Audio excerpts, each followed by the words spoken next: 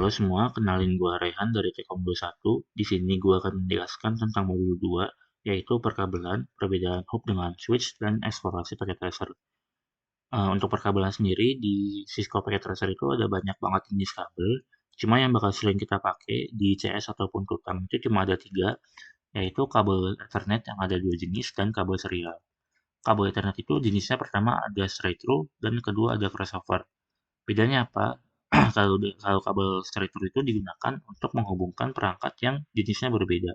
Contohnya kayak dari router ke switch atau dari PC ke router atau PC ke switch itu dia pakainya straight through gitu karena jenisnya beda. Sedangkan kalau crossover dia digunakan untuk menghubungkan perangkat yang jenisnya sama, misalnya dari switch ke switch atau dari router ke router gitu kita pakainya crossover. Kemudian untuk menghubungkan router ke router itu juga kita bisa pakai yang namanya kabel serial. Cuma dia butuh port yang berbeda dengan port Ethernet gitu. Kenapa? Karena dari bentuknya itu berbeda. Bentuk ujung kepalanya gitu. Kalau nih kita lihat di aslinya, kabel serial itu yang kayak begini, yang kayak kita mau nyolok ke proyektor itu, yang gede. Sedangkan kabel Ethernet itu bentuknya kayak gini. Nah, dari portnya aja udah berbeda banget kan. Makanya kenapa kabel serial itu nggak bisa dihubungkan ke port Ethernet. Dia butuh port sendiri. Dan itu cara nambahin portnya itu juga udah dijelasin di video sebelumnya kan ya. Kita nambahin ini gitu. Nah, selain ketiga kabel ini, ada juga satu lagi kabel khusus yang digunakan untuk konfigurasi router maupun switch. Di mana di modul sebelumnya itu kan kalian konfigurasi itu pakai CLI ya, langsung di router ya, kayak langsung masukin IP segala macam gitu. Nah, kalau di real life itu nggak ada yang namanya CLI. Ya, karena router juga nggak punya monitor kan. Jadi kita harus config dari PC ataupun dari laptop juga bisa. Nah, pakai apa? Kita pakai yang namanya kabel konsol yang biru muda ini. Kita connect ke misalnya ke PC, terus kita nyambungin ke router di port konsol. Ada port khusus port buat konsol itu. Terus kita buka PC, kita buka terminal, klik OK dan bisa kita lihat itu interface-nya sama persis sama kayak CLI gitu. Misalnya kita masukin interface berapa itu juga bakal ke update di CLI. Ya karena emang di real life-nya itu nggak ada yang namanya CLI. Kita pakainya ya ini terminal gitu di PC. Nah, kemudian untuk perbedaan hub dengan switch. Mungkin simpelnya pertama dari jumlah portnya. Kalau switch itu dia punya banyak banget port Ethernet. Ada 24 port flash Ethernet dan ada 2 port gigabit Ethernet. Sedangkan kalau hub itu dia secara default itu ada 5, ada 5 port, ada 6 port flash Ethernet dan kita bisa nambahin 4 lagi gitu. Jadi total cuma ada 10 port Ethernet. Kemudian bedanya lagi di SUS itu dia punya OS yang hampir sama dengan router gitu. Dimana kita bisa config dari CLI ataupun kalau di real life kita pakai kabel konsol sama kayak tadi gitu. Jadi kita bisa masukin konfigurasi di sini gitu kayak nanti dia bakal dipakai buat VLAN itu di modul berikutnya, di modul selanjutnya aja. Sedangkan kalau di hub itu dia nggak ada yang namanya OS itu. Dia cuma tempat hubungin kabel doang dan di config-nya aja kita bisa lihat cuma buat ganti nama doang gitu, nggak bisa ganti apa-apa lagi gitu. Nah, demikian. Terus berikutnya untuk eksplorasi paket tracer. Di sini gue akan menjelaskan tentang simulation mode.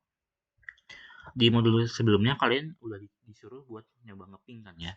Dimana kalian masukin misalnya dari PC 2 ke PC 2 ke PC 3, kalian ngeping kayak gini.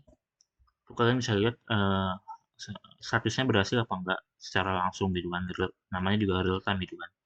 Terus misalnya di sini gue punya contoh ada dua yang dia tuh bakal gagal kalau ngeping dan cuma kalau di komen prompt itu kita misalnya kayak gini, terus kita ngeping juga dari sini, itu bakal kelihatannya sama aja gitu.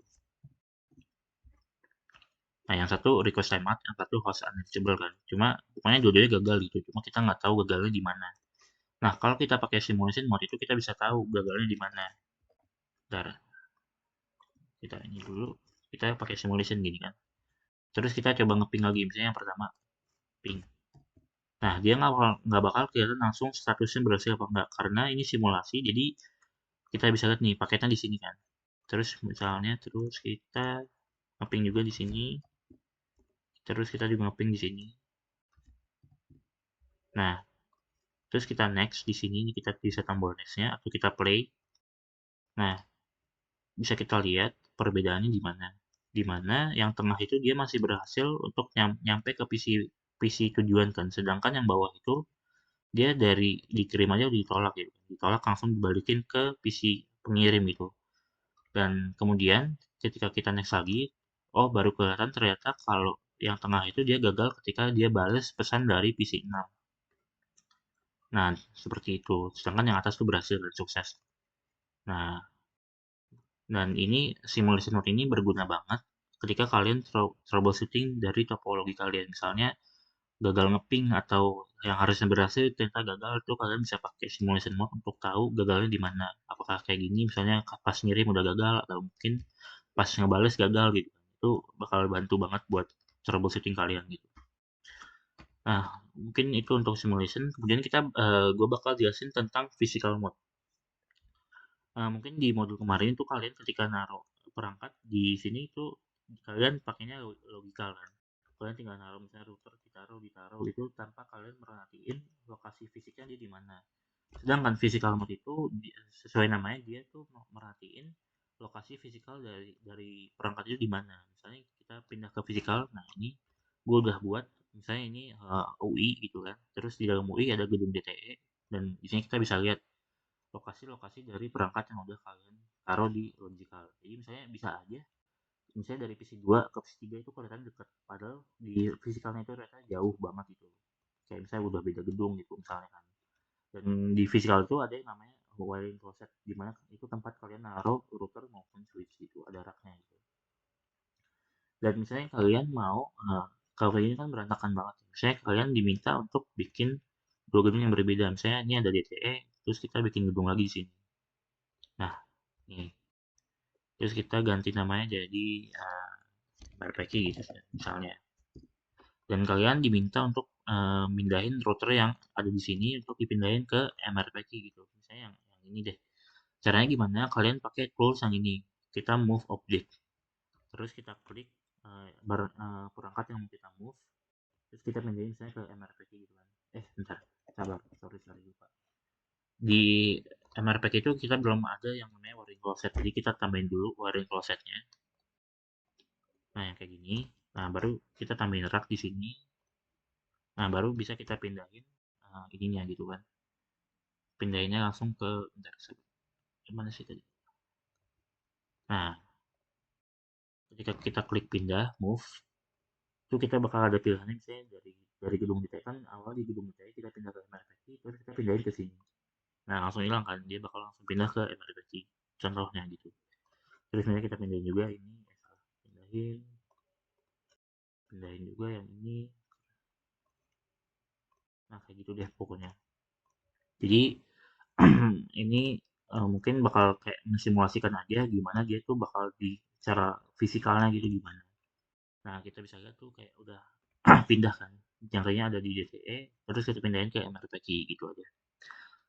Tapi di logikalnya tuh dia nggak bakal ngaruh gitu. Pokoknya bakal kiranya tuh bakal nyambung gitu. Dia nggak peduliin fisikalnya gimana gitu. Bisa dia sebenarnya beda kota itu bisa. Nah, itu untuk physical mode dan logical mode. Nah, mungkin cukup sekian yang bisa gue jelasin. Mungkin gue mohon maaf kalau misalnya kecepatan atau gimana atau kurang kurang kurang jelas juga. Kurang lebih mohon maaf. Sekian, terima kasih. Wassalamualaikum warahmatullahi wabarakatuh.